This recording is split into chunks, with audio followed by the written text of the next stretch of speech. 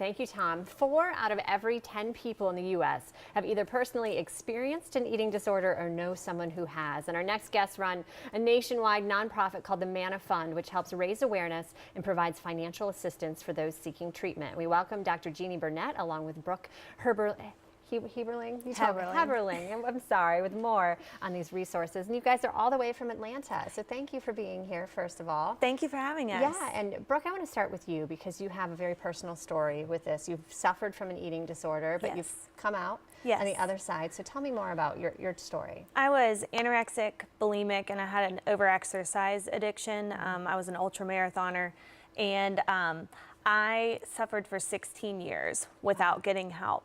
And then I found Jeannie, Dr. Jeannie Burnett, and she whipped me back into shape and got me to understand that without treatment, I was not going to get better. Yeah. And so you couldn't do it on your own. No, it's not something. That's what people think, that it's something. Just eat a hamburger or sit down, stop running. It's just not that easy. And I have gone through treatment. I am in the recovery phase, or the recovered phase of anorexia, and I just, as you're seeing the picture, I completely destroyed my wedding dress. So my daughter, Anna Blue, as you see there, my daughter, Anna Blue, I did not want her to experience looking at my wedding dress because I was extremely disordered when I got married. Yeah, and tell me more about that. So when you got married, you were too obsessed about losing weight or remaining skinny that you couldn't enjoy your day. Exactly. I ran profusely. I didn't eat on the day of my wedding day and the weeks and months before. And as you can see, my wedding dress didn't, that's me now. My wedding dress was extremely tiny. And when I overheard some women talking about, oh, I can't wait for my daughter to wear my wedding dress one day, I thought about my daughter, and then it was like, man, I cannot have her think that she had to fit into that. That she had to fit into that dress because I was so disordered. You're such a good mom, showing her that at such a young age. And doctor, you guys found each other through your treatment plan, and you started the nonprofit Manna. Tell me more about what you do.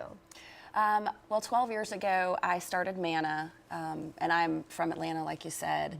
I saw people coming in that needed a higher level of care, and when I would try and send them to a higher level of care, the insurance would either kick them out, or they weren't in that mindset. They weren't sick enough, and so I got angry. And I'm kind of like a bulldog, and so I decided that I'd just pay for it. And so I started Manna Fund. What we have done in the last 12 years is we've put 25 people in the highest level of care, which is residential level. And then last year I started our local program in Atlanta, and it's the partial hospitalization and intensive outpatient. And because of that, Brooke was able to complete her treatment through our program and is recovered. I believe in full recovery. I had an eating disorder from 14 to 18, and I am fully recovered. So that's wonderful, both of you. That's exactly what we came out on the other side. We just had some symptoms on the screen, but I kind of want you to tell us more, because you said, I was asking you during the commercial break, with social media, with kids, you feel like eating disorders are on the rise because they post their picture, they say you're skinny, you're beautiful, and pressure. And the world, especially for teens today, is so competitive. And for anyone today, right? Right. And so, you know, they look at these idols, and I love the more full-figured people that are coming out, like J-Lo.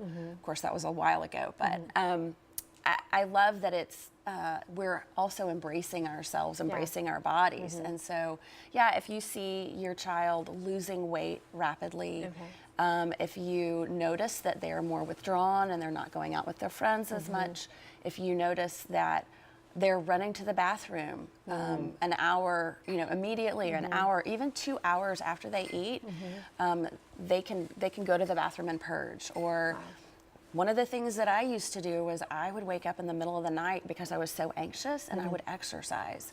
And so these things are super exercise. These things are done in secret because there's so much shame around the disorder. It's not normal, it's not right, you shouldn't be doing that, Correct. And the best thing to do is ask questions, because when someone is told that, oh, you have a problem, or you're running too much, the best thing to do is what helped me is when people were asking me questions of why do you feel like you need to run? Why do you feel like you cannot eat that? Gotcha. And that's very helpful. I have a personal question for you. I have 2 little girls, I was telling you, and the schools do such an excellent job of showing them healthy foods and healthy eating.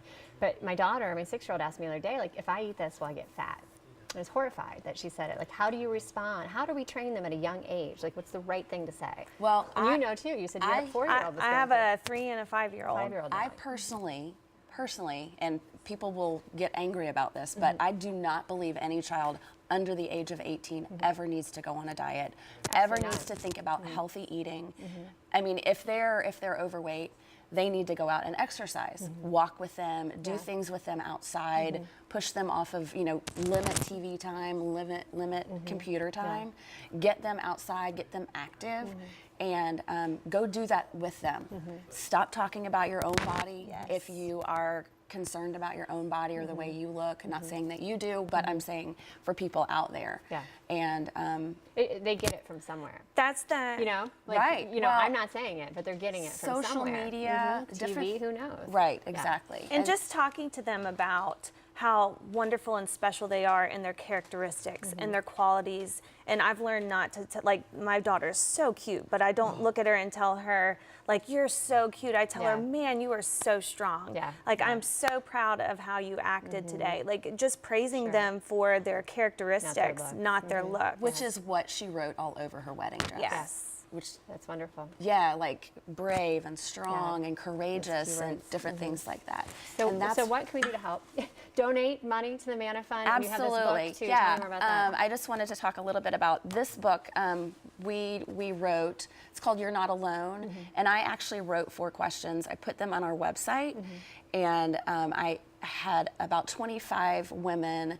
No men answered the questionnaire, but they had been going through an eating disorder or had gone through an eating disorder, and they wrote different answers to different questions. And so, like, this is from Katie, and she's 26, and she had anorexia.